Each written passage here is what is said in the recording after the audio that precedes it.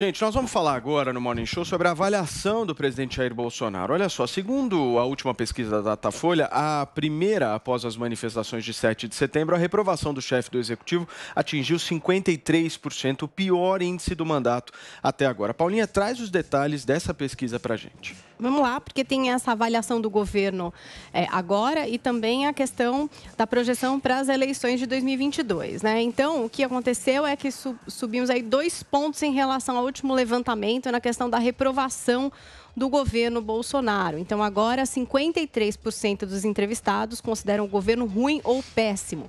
24% consideram regular e 22% consideram ótimo ou bom. Essa avaliação positiva do Bolsonaro também atingiu o pior patamar, caindo 2 pontos em relação ao levantamento anterior. Essa pesquisa também mostra que 54% dos entrevistados avaliam como ruim ou péssimo o desempenho do presidente na gestão da crise provocada pelo novo coronavírus. Você sabe que na live de ontem, da quinta-feira, o presidente Jair Bolsonaro comentou o resultado dessa pesquisa. Ele disse o seguinte, a gente sofre muita crítica. O Datafolha falou agora que eu tenho 53% de rejeição. Bem, o Datafolha não é parâmetro para nada. E aí a gente tem também essa questão da pesquisa do Instituto Datafolha, lançada hoje, já publicada, né, que revela índices de intenção de voto para a eleição presidencial de 2022. Foram 3.667 pessoas ouvidas entre os dias 13 e 15 de setembro, então após as manifestações do dia 7 e do dia 12.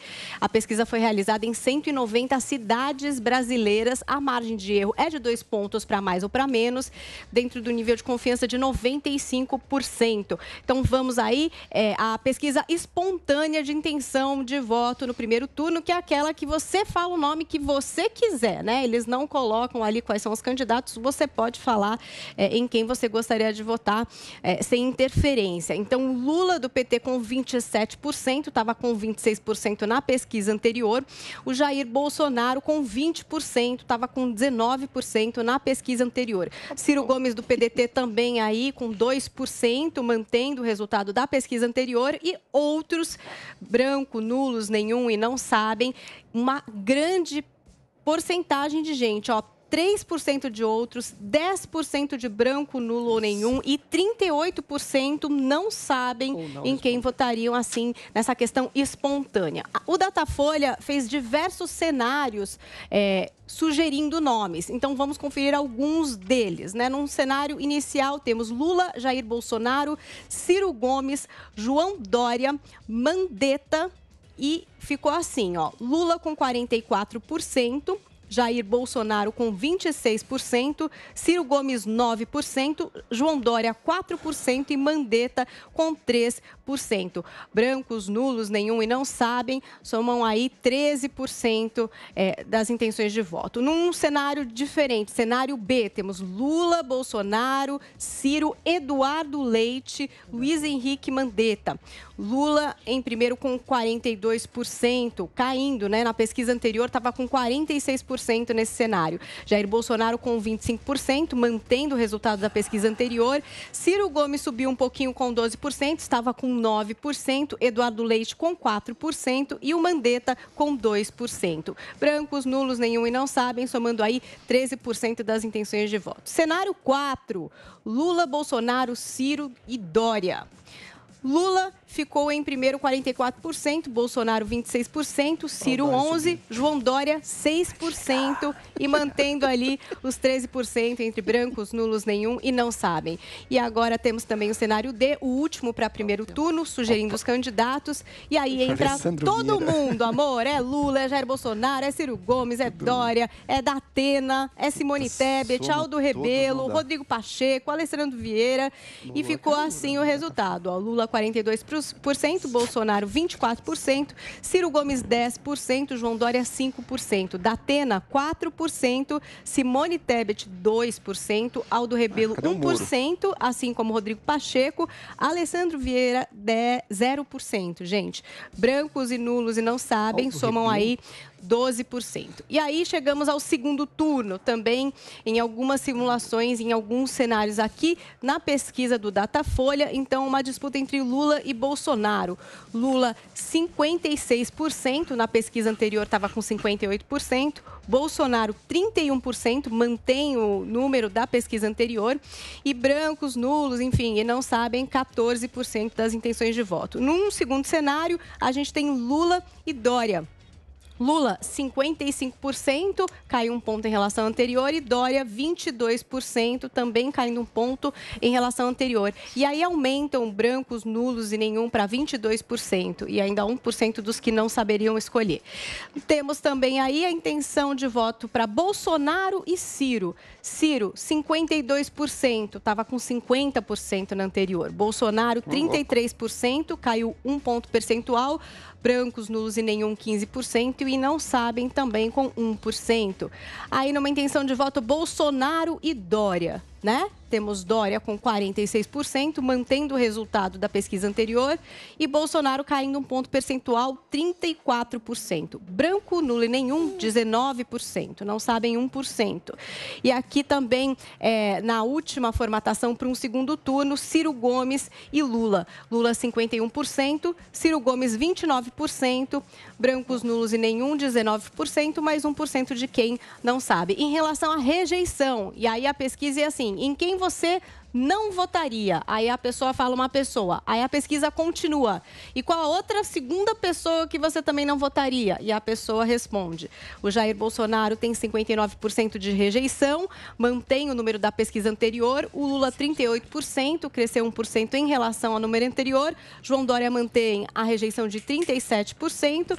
Temos Ciro Gomes com 30%. Datena, que é a primeira vez que pesquisam aí a rejeição do Datena, e ele marcou 19% de rejeição. Eduardo Leite, 18%, caiu um pouco a rejeição dele em relação aos 21% do levantamento anterior. E temos Mandetta com 18%, Rodrigo Pacheco com 17% de rejeição, Aldo Rabelo, 15%, Alessandro Vieira tem 14% de rejeição e Simone Tebet também com 14% de rejeição. Então, temos aí os votos. É interessante também observar um ponto aqui do levantamento. Eles pesquisaram entre as pessoas que votaram no Bolsonaro em 2018. E aí 26% dessas pessoas dizem que rejeitam o nome do candidato para a disputa em 2022 e 68% dos que votaram em Bolsonaro em 2018 não votariam de jeito nenhum no Lula. Muito bem, Paulinha. Agora são 10 horas e 46 minutos. Muito bem, agora nós vamos discutir um pouquinho justamente sobre essa pesquisa e eu quero aproveitar a participação do nosso Zé Maria Trindade aqui no Morning Show. Ô Zé, como é que o Planalto recebeu essa nova pesquisa? Com desdém, né? Ontem, na live que foi transmitida nos Pingos nos Is, e nós até fizemos perguntas, que a gente pode fazer pergunta para o ministro que participa, né? Mas geralmente faz uma pergunta para o ministro sabendo que ele vai comentar, né? E houve essa pergunta sobre pesquisas e o presidente desdenhou, disse que não é real e é interessante, Paulo, que não parece real. Não combina, tem alguma coisa estranha. Dá até vontade de escrever um editorial, uma matéria dizendo onde vivem, como se alimentam, onde estão escondidos os eleitores que respondem às perguntas do Datafolha. Porque o que a gente vê nas ruas, o que a gente vê as pessoas, não reflete isso aí. Então, eu vou dividir a pergunta em dois turnos. Aliás, tem um projeto defendido pelo senador Marcelo Castro, né, que é o segundo turno com 3. Ele entende que seria melhor, a qualificação do segundo turno seria melhor. Não dá tempo para mudar para agora, mas ele pretende para o futuro. Quer dizer, o segundo turno com 3. Então, 2 turnos. O primeiro é o seguinte, pesquisa é científico, é um cálculo autorial, ou seja, se pode chegar a resultados quase precisos, né? Mas bem perto da realidade. É uma fotografia do momento, mas não se pode dizer que pesquisa é um achismo, não é científico. A alimentação do processo científico chamado pesquisa é que pode falhar, porque aí entra no erro humano, entra a má-fé, e aí é possível falhar, né? Então, ninguém pode dizer, a pesquisa não vale nada, vale sim. Tanto é assim que o governo, cada deputado, cada senador tem as suas pesquisas próprias. Eu vejo aqui, os deputados me mostram, pesquisas pagas pela Câmara dos Deputados, claro, tem uma verba para isso, regionais. Então, eu entendo ali cada região que o deputado apresenta. Para pensar no futuro, eu olho o Centrão. Onde o Centrão está, eu sei que vai ganhar. Sabe o lado que o Centrão está apoiando. E o Centrão está indeciso. Então, a sucessão de 2022 está em aberto. Ninguém sabe o que vai acontecer. Zé, obrigado pela sua... Oh, perdão, Zé, te interrompi, perdão. Não, é só para fechar o bloco. Perfeito, é mais ou menos isso. Maravilha. Zé, obrigado. A gente está no meio do intervalo aqui, por isso a nossa correria, mas a sua participação é sempre especial por aqui. Valeu, Zé. Aquele abraço, ótimo final de semana. Obrigado. Turma, 30 segundos para cada um. Drilinho, você começa. 30 segundos, Drilinho. Não, o Datafolha não tem validade específica, eles fazem perguntas capciosas, são intencionais para diminuir a popularidade. O que a gente vê é muita gente na rua apoiando o Bolsonaro e ninguém, praticamente, endossando as chegadas do Lula. Então, eventualmente, mas tem, sim, um derretimento do presidente, porque a maioria da população, grande parte da população, se informa só pela Globo, por grandes emissoras. Essas grandes emissoras estão fazendo campanha contra o presidente, campanha essa que se reflete em pesquisas viciadas como essa. Joel Pinheiro da Fonseca. Eu até acho que uma pesquisa pode errar um pouco mais para um lado ou para o outro, mas o fato é que todas as pesquisas registradas estão dando mais ou menos esses resultados aí. Por isso eu queria usar meu segundo só para mandar um recado para você. Eu sei que são poucos que ouvem a Jovem Pan e que querem votar no Lula. Tá muito ruim a situação do Brasil agora, eu não tenho dúvida. O presidente é muito ruim, é desastroso. Mas não vamos voltar para a era PT, para a era Lula. Vamos fazer algo muito melhor do que isso. Não é possível que a única alternativa seja o retrocesso. Zoe Martins. O Datafolha, ele né, parece que acha que o brasileiro é retardado, porque o mesmo que faz a pesquisa que fala que tiveram 130 mil pessoas na Paulista, é o mesmo que acha que a Manuela Dávila, para eles, a Manuela Dávila é prefeita de Porto Alegre. Como confiar nessa pesquisa, não é mesmo? Perfeito. Uma coisa que te não dá tempo, meu amor. Eu não consigo sob pressão, deixa gente. Eu não consigo sob pressão.